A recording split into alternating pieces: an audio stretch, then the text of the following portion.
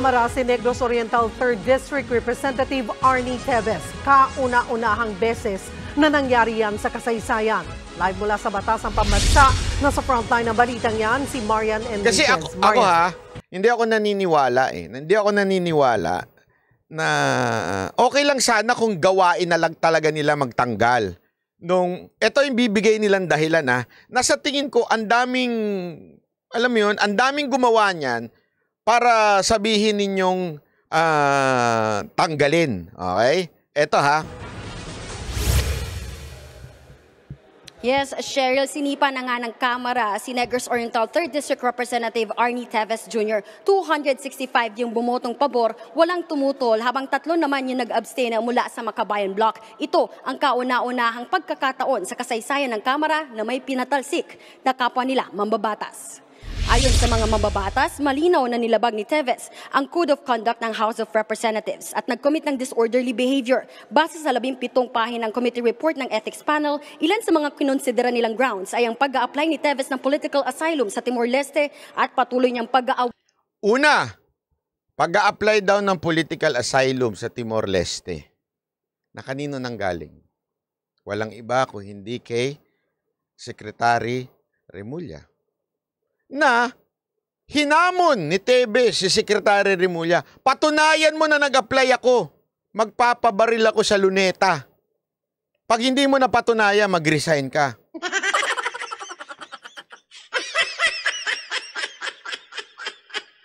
Pinatunayan ba? Meron ho ba tayong nakitang dokumento? Supposedly, this is a very, very official document. Kung ikaw mag-a-apply sa isang bansa ng political asylum, for sure there would be documents. Kung talagang sinabi ng Timor-Leste sa ating bansa, itong congressman nyo nag-a-apply, sa tingin ninyo, there would be no document? Isipin nyo na maigi yun na bakit walang lumabas na dokumento na nagpapatunay na nag-apply ng political asylum ito si Teves. Sabi ko nga, kung meron sana, yan, pwede, mukhang mukha. Pero kahit nga meron the fact na kita nyo yung ginagawa sa kanya, political persecution, kitang-kita natin ang political persecution na ginagawa sa kanya ngayon Abay, may karapatan siya na humingi ng political asylum, di ba? Una, wala ngang prueba. Pangalawa, bakit naging masama yun? Di ba? Tuloy. Full o absence without leave. Absence without leave.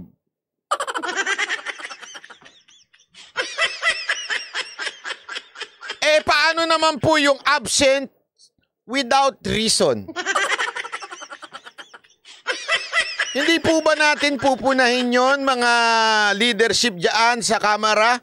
Ano yung walang reason? Yung ang event niya, unang week lang ng August, pero inabot siya hanggang katapusan ng August. Bakit? Bagong kasal.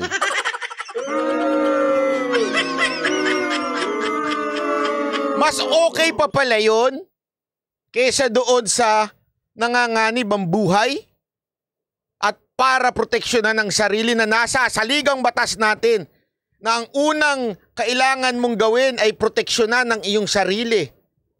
Kung ito'y sa tingin mo ang ikakamatay mo, meron kang karapatang proteksyonan ng iyong sarili. Hindi ako nagsabi ho niyan, batas ho nagsabi niyan. Yan nga yung ginagamit ni Teves Tama, mali. Tapos mas kakampihan pa natin yung nagbakasyon dahil bagong kasal.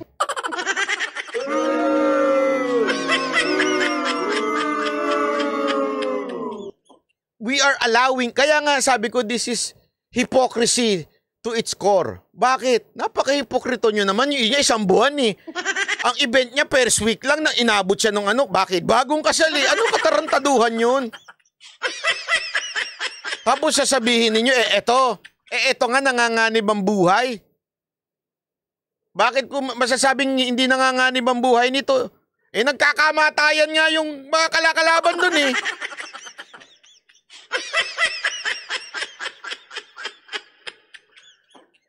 Tuloy. Kamara nakatumbas ng kanyang abandonment sa public office at paglabag sa Code of Conduct ng House of Representatives. Ang kanyang indecent behavior sa pagsayaw ng nakaboxer sa social media. Ayun, yun lang ang medyo...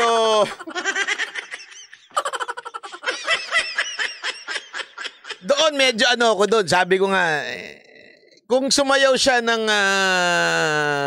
pero hindi naman boxer shorts yun eh. Shorts yun.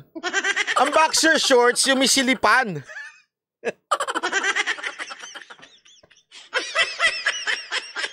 Kasi alam nyo kung bakit ko alam yung boxer shorts? Kasi naka-boxer shorts ako eh. Pag natutulog, naka-boxer shorts. Oh, taray. Huwag mo na ipagkalat, banat bay. Kaya alam ko itsura ng boxer shorts. Iba ang boxer shorts sa shorts ng mga kalalakihan. Kaya alam, naalala nyo yung nakamotor na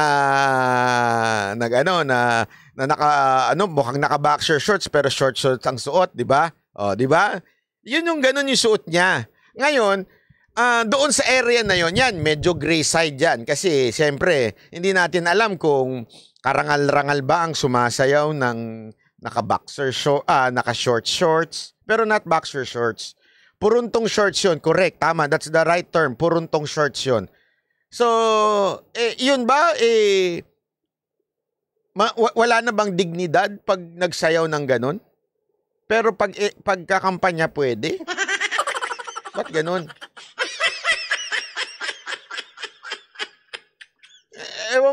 Ewan ko lang Doon, ako medyo ganun ako doon. Medyo 50-50 ako doon. Maaari sanang hindi na lang ginawa, pero yun ba ay masasabi nating hindi karangal-rangal sa isang kongresista? Eto ang matindi. Kasi kung sinasabi ninyong hindi karangal-rangal ang sumasayaw ng budots, ng naka-short shorts, bakit sinasabi ninyong marangal yung isa dyan na nakabuntis at may anak? At pati yung kapatid ay inuna. Gusto nyong malaman? Darating ang panahon. Kasi nagsalita yung babae na yun. Meron na inaano ko pa kasi tinitingnan ko pa ang legal kasi nagpadala ho yun Nagpadala ho yun ng video. At nirereklamo niya itong isang kongresista na iniwan sila pagkatapos silang anakan. At ang masama pa nito, dalawa silang magkapatid. Sabi ko nga hindi ba yun ang mas matinding pagiging immoral? At saka, andali.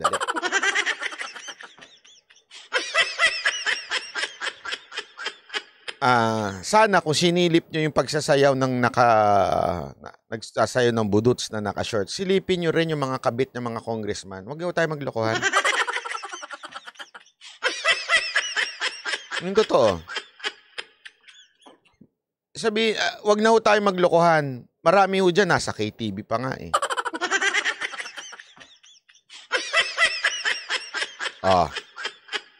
Gusto nyong pangalanan natin.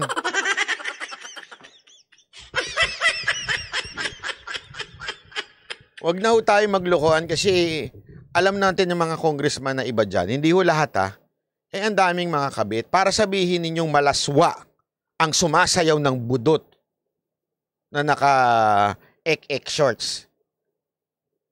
Parang hypocrisy sa akin yun. Alam mo yun? Kasi alam ko Alam ko ho nangyayari dyan. Kaya napaka-hipokrito nitong mga lintik na mga hinayupak na leader nitong kamara na to. Napaka-hipokrito ninyo. Dahil marami sa kasamahan ninyo, alam nyo na may mga kabit. Sugar daddy, karamihan dyan. Madami dyan. Huwag tayo maglokohan. Tayo lang, naglolokohan pa. Diba? Yung iba pa nga sa inyo, artista ang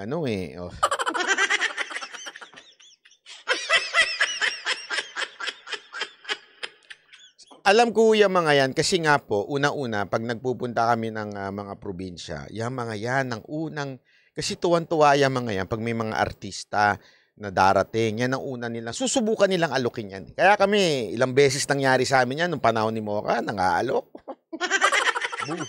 Wala kayo. Kasi akala nila noon, sexy-sexy lang si Mocha. Hindi nila alam, si Mocha ay anak ng judge, anak ng doktor. May pera. May pera naman si Mocha nung nag-start ng mag-perform. Hindi naman nung nakulangan ng pera yan. May kaya ang pamilya nila. Eh syempre, yung mga congressman, mga mayor, akala nila, sexy dancer lang yung Mocha girls, pati si Mocha uso. Hindi nila alam, mas marami pang pera sa kanila yun. Totoo. Laging sa akin dumadaan yan. Laging sinasabi nila, pwede ba itong si inalok pa nga ako nung isa dyan eh. Eto, may kaso na nga ito, nakulong na nga ito, hindi pa nadala.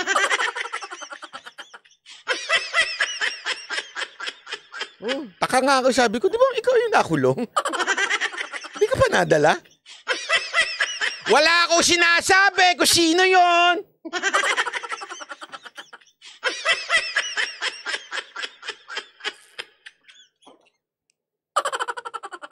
Hindi ko na ibubulong sa inyo. Ay nakaapekto rin daw sa imahe ng Kamara ang pagdeklara sa kanya bilang terorista ng Anti-Terror Council ay dinidiscredit ang integridad ng Kamara at sapat na raw para mag-cast doubt o pagdudahan ng kanyang conduct bilang miyembro ng mababang kapulungan. Ayan July naman. 30 nang mapaso ang ikalawang So, yan yung mga binigay sa kanilang rason. Yung huli, yung pagiging terorista, kuno, na sinasabi ni Remulla. Na alam nyo, karamihan ng abogadong nakakausap ko tungkol diyan sa pag-declare kay Tevez na terorista, alam nyo, disagree sila eh. Sobrang disagree. As a matter of fact, ayoko na lang pangalanan pero may nakausap ako na national official.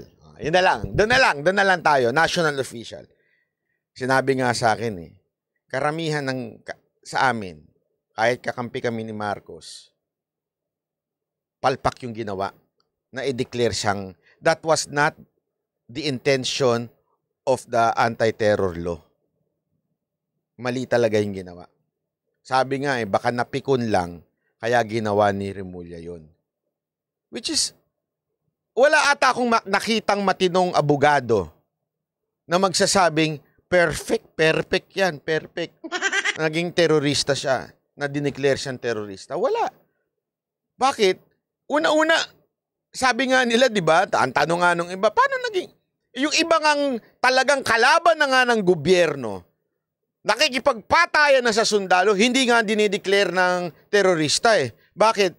Kasi kulang pa ng mga elements or hindi pa napag-aaksayahan ng panahon para i-gather ng board. Tapos itong isa na hindi naman naaakusahan pa, hindi pa guilty, wala pang napapatunayan, bigla mong i-declare na terorista? For the reason na gusto mo lang siyang umuwi kaagad? So doon pa lang, definitely, palpak na. 'Di ba? Palpak na po.